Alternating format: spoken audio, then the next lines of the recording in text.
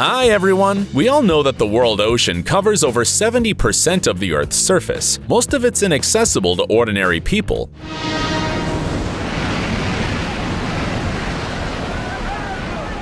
But rescue teams and scientists make unusual discoveries in the ocean all the time. The water hides the most incredible things, from floating ships to abandoned animals. Today we will talk about the most unusual discoveries made in the boundless ocean. Let's get it on!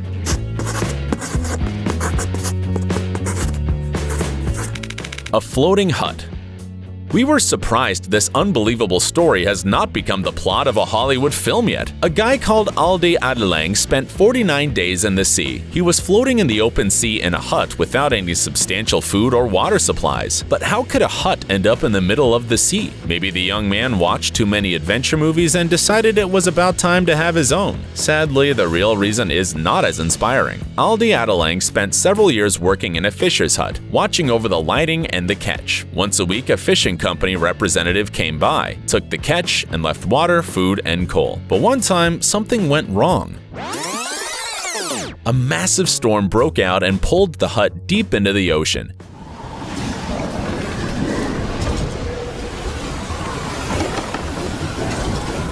And keep in mind, it was already 120 kilometers away from the shore. As the food supplies in the hut were slim, they of course ran out pretty quickly. That was when Aldi had to use his brain to survive. He learned how to fish right from the hut. He burned pieces of the hut to cook and keep warm among the freezing ocean waters. He collected rainwater and filtered the salt water through his shirt to make it drinkable.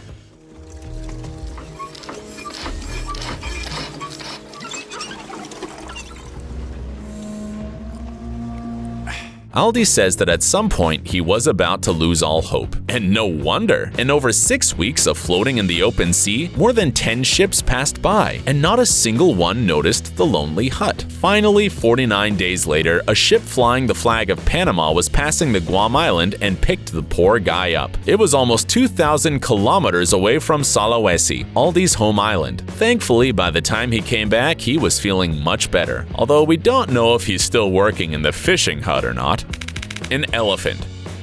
Perhaps you thought elephants can't swim because they are so big and clumsy? Actually, until recently, scientists thought so as well. But then how can we explain the elephant fossils found on the Mediterranean islands? According to the researchers, these huge mammals could get there by swimming. Either way, even if it isn't true, scientists have proven that the hulking beasts can swim just as well as run. They can cover up to 50 kilometers in one go. Even the most trained professional runners couldn't dream of achieving that. There's also the theory that the elephants use their trunks as a snorkel when crossing deep water, and so are able to breathe normally even when submerged. Despite all this, getting into the open sea for an elephant means certain death. Swimming requires a lot of energy, and without getting any rest, an elephant might just drown. That's exactly what happened to the huge Sri Lankan elephant in this video. It seems like he was unlucky enough to get caught in a strong ocean current, which carried him 16 kilometers away from the shore. Thankfully, the animal was noticed by a passing patrol boat in time, which called the Sri Lanka Navy for help. Patrol boats and divers then initiated a 12-hour rescue operation. They tied ropes to the animal and pulled it straight to the shore.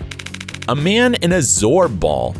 You probably saw these unusual water-walking balls on the beach of some resort.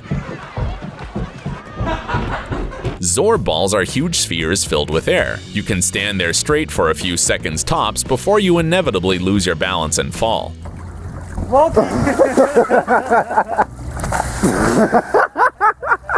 The attraction can usually be used for only about 10 minutes because the air in the ball quickly runs out. But this guy decided to challenge nature and cross an ocean in a zorb ball. Well, not exactly cross. The long-distance runner Reza Baluchi was planning to start his voyage on the Florida coast, reach Bermuda, and then go to Puerto Rico and back. The total distance was supposed to be over 5,000 kilometers, and the estimated travel time was 5 months. Baluchi built a special construction resembling a hamster wheel for this, prepared supplies of water and protein bars. Baluchi's first goal was to reach the transit point, the islands of Bermuda, and then go to Puerto Rico by circling the entire perimeter of the Bermuda Triangle. But after several hours, the man got lost despite having a GPS navigator on board, so to speak. The United States Coast Guard was watching over Baluchi's trip from the beginning and recommended to end his adventure at once. However, the thrill seeker ignored them and kept swimming. Or rather, running. In the end, Bellucci didn't even make it to Bermuda. He spent only 2 days in the ocean. When the man sent a signal flare to ask for help, the Coast Guard got him to shore by a helicopter. According to the rescue team, Bellucci's plan could work. He was just unlucky to get into the Gulf Stream. It's impossible to get out of it by yourself.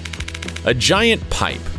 All sorts of objects get washed up on the beaches of countries around the world, from mysterious messages from the past to remains of weird sea creatures. This is, however, something you've never seen before. Several plastic pipes of unknown origin got washed up on the shore of the English county Norfolk a couple of years ago. Some of them were 500 meters long, which immediately caught the attention of the locals. You've got to admit, they look pretty weird. Of course, we could come up with theories about secret underwater cities where the pipes came from, but the real explanation is much less interesting. The pipes were made in Norway and were supposed to be delivered to Africa. However, part of the cargo accidentally ended up in the sea because of a mistake by the boat's crew and was eventually washed up on the shore of England. A giant ball of squid. In the 21st century, technologies and science are developing extremely fast.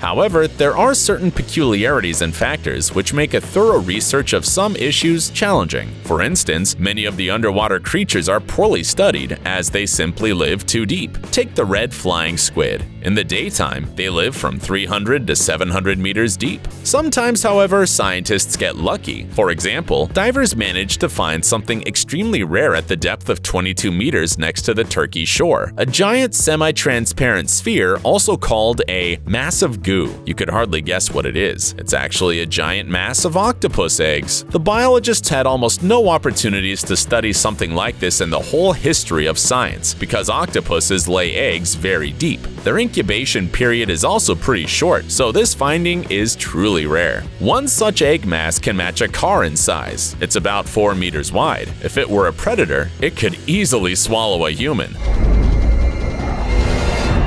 Biologists can't say for sure how the mass gets so big. There are theories, however, that it happens after the eggs are laid. That's when the jelly-like mass surrounds them and grows in size, protecting the future octopuses from bacteria, infections, and most importantly, predators. The deer.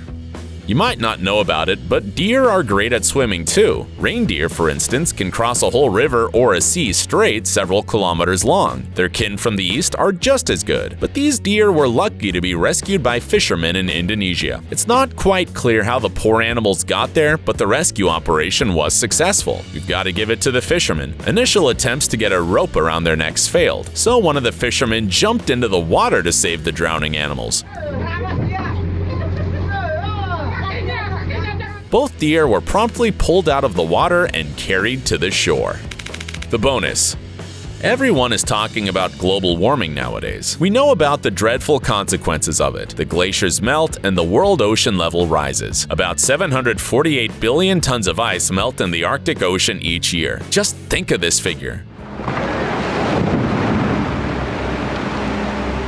But why is it so dangerous? You probably know that glaciers store a huge amount of fresh water. So, over time, their disappearance can turn into a whole environmental disaster, especially for countries already lacking water resources. But the rising levels of the ocean are perhaps even more dangerous. A huge number of cities might end up flooded. Among them are St. Petersburg, The Hague, Shanghai, New York, and Venice. Entire countries can go underwater. For example, the Netherlands, Japan, and Bangladesh. Many politicians, actors, and musicians talk about a possible environmental disaster. Among them is the famous Italian composer Ludovico Einaudi, one of the most famous composers and performers of neoclassical music. To raise awareness of the problem of melting glaciers, Einaudi came up with an unusual performance together with Greenpeace. The pianist created a touching composition called Elegy for the Arctic, and then went straight to the Arctic to shoot this amazing video. You can see the musician playing the piano, drifting in the waters of the Arctic Ocean,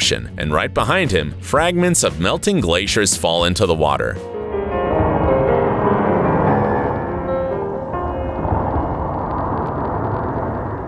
The artificial ice floe 2.6 by 10 meters, weighing about 2 tons, was created by Greenpeace for the video, and the piano was transported to the Svalbard Polar Archipelago in the hold of an icebreaker. Well, this is it for today. See you soon!